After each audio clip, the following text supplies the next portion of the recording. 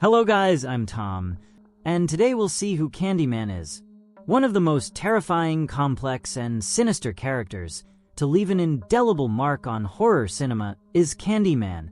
His story goes far beyond conventional horror, blending elements of vengeance and deep suffering that transform him into a figure that lingers in the mind long after you've seen him. Born from a dark legend and fueled by injustice, Candyman has become the face of a supernatural force lurking in the shadows, always present, always ready to remind us of the price of vengeance. This cursed specter made his first appearance in 1992, marking the beginning of a chilling saga that not only terrified, but also left a mark on the heart of horror cinema, a legacy that continues to live through its trilogy. But behind the monster that can be summoned by simply repeating his name 5 times in front of a mirror, there is something much more complex. A story of forbidden love, racial hatred, and unimaginable torture. A life cruelly ripped away that turned a man into a legend and the legend into a vengeful spirit. This duality is the reason why many not only fear Candyman, but also feel a chill of empathy when they learn of his past. Because although he is as lethal as Freddy Krueger, Jason Voorhees, or Michael Myers, Candyman is also a victim of the most real monster of all, human hatred. That's why, in this video, we will dive into the fascinating and terrifying story of Candyman, unraveling his origins and evolution throughout the films. First, I'll take you through his story in the different installments of the saga, then explore in detail his physical appearance, the psychology that drives him, the unsettling abilities that define him, as well as his known weaknesses.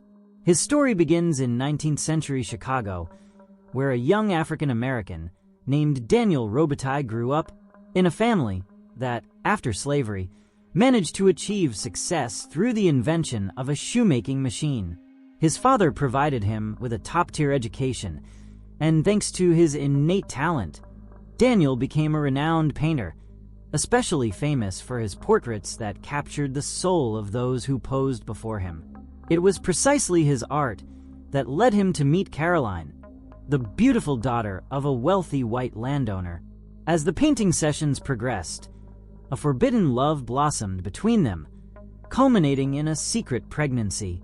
But in an era marked by the most brutal racism, this relationship was seen as an unforgivable transgression. When Caroline's father discovered the truth, he unleashed his fury.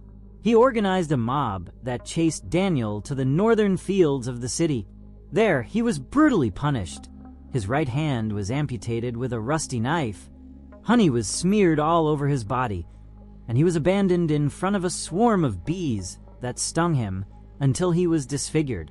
A child who witnessed the scene mockingly called him Candyman, and thus the nickname that would be repeated over and over again as they tortured him was born. In his final moments, Daniel was forced to gaze at his reflection in a mirror placed before him as a final mockery, and with his last breath, he uttered the name that would forever bind him to the world of the living, Candyman. His body was incinerated and his ashes scattered, but his soul never rested. The mirror that witnessed his death was kept by Caroline as the only reminder of their love. Unknowingly, it became the portal through which Daniel Robitaille would return again and again, transformed into a spirit thirsting for vengeance. A dark entity that punishes those who dare to doubt his existence or call his name in front of a mirror. Since then, Candyman has returned time and time again, wielding a rusty hook in place of his right hand.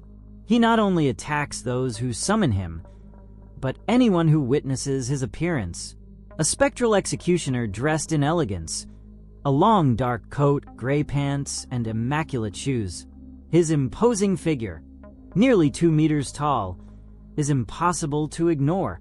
But behind that refined demeanor lies an uncontrollable fury, manifested in ruthless crimes filled with symbolism. Candyman is not just a supernatural killer. He is a warning, a reminder that pain and injustice can transcend death, and that some horror stories are not born from fantasy, but from the cruelest reality. So if you ever find yourself in front of a mirror and curiosity gets the better of you, remember this. Say his name 5 times and get ready to face a spirit who never forgets and never forgives.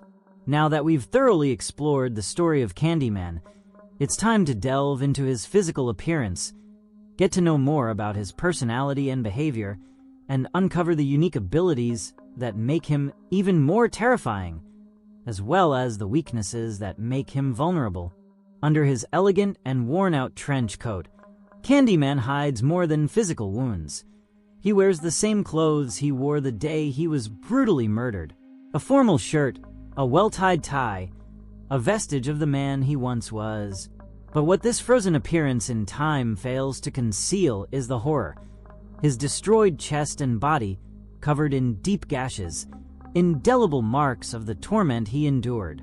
From that open chest, a swarm of bees emerges, creatures that crawl over him as if they were part of him. They not only nest in his body but infest him from the inside, feeding his power and his legend. At first glance, he might appear to be an elegant man from the past century, but that polished facade only serves to hide Candyman's true nature, that of a specter born from pain, humiliation, and the most atrocious injustice. In each film installment, his image undergoes slight transformations. His face changes slightly, his coat shifts in tone, but his essence remains intact. Because Candyman is not just a terrifying figure. He is a living reminder of what happens when hatred and racism transcend death. He doesn't just haunt the places where he was executed. Candyman becomes a myth, a warning passed from mouth to mouth, growing with each whisper, with each challenge in front of a mirror. And when someone dares to summon him, he responds with blood. His most iconic weapon, a sharp hook that replaces his amputated hand, a symbol of his new identity. In life, he was a talented artist who sought to be remembered for the beauty he created. Now in death, he claims immortality through fear. He speaks elegantly, moves with grace, but his interior is dominated by an almost divine narcissism. He believes that his name, his image, his legend must be preserved at all costs.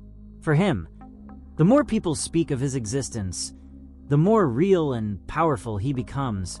Like Freddy Krueger in the world of dreams, Candyman feeds off memory, fear, and popular belief. He even calls himself a kind of dark god. He considers murals depicting him to be altars, and those who venerate him to be his congregation. Interestingly, he does not seek to destroy those who believe in him, but rather those who dare deny him, those who discredit him after accepting his existence. Such is the case with Helen Lyle in the first film, a woman who tries to rationalize the legend, unaware that this would make her his next victim. In some circles, he is even worshipped. In his first cinematic appearance, we see how an entire building turns into a kind of temple dedicated to his figure, with offerings, graffiti, and ritual scenes evoking his presence. Candyman's powers have no defined limits. He is an entity that doesn't need to sleep, eat, or breathe. He can appear and disappear at will, pass through walls, become invisible, manipulate objects with his mind, and unleash a supernatural physical force capable of throwing bodies against concrete walls. In one scene, his wounds regenerate almost instantly, as if death itself no longer has any effect on him. And his bees, more than simple insects, are an extension of his being, used to terrorize, mutilate, or kill his victims. Symbolically, these bees represent his artistic past, just as they build and create. He too once did so with his paintings.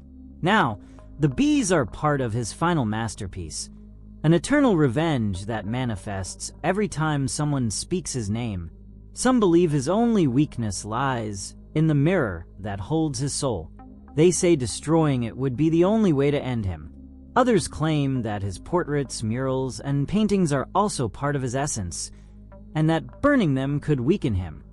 Though his regeneration ability is nearly infinite, Candyman is not merely a ghost who kills. He is a living symbol of the pain that society refuses to remember. A tragic and powerful figure who demands to be recognized, even if to achieve this, he must drag us, one by one, into the abyss. And that's all we know so far about the enigmatic and terrifying being known as Candyman. This character, far from being just a simple villain, is filled with tragedy and vengeance, making him one of the most complex and disturbing figures in horror cinema. Personally, I find him to be one of the most fascinating characters in this genre. But let me know your thoughts in the comments. Did you already know the story of Candyman? What do you think about his legacy and the legend surrounding him? And finally, if you could face him, would you? Or would you try to avoid him at all costs? Share your answers and your overall opinion about Candyman and his impact on the world of horror cinema. As always, thank you so much for watching this video. I truly appreciate it. If you enjoyed it, share it to support the channel, and don't forget to subscribe so you don't miss any of my new videos.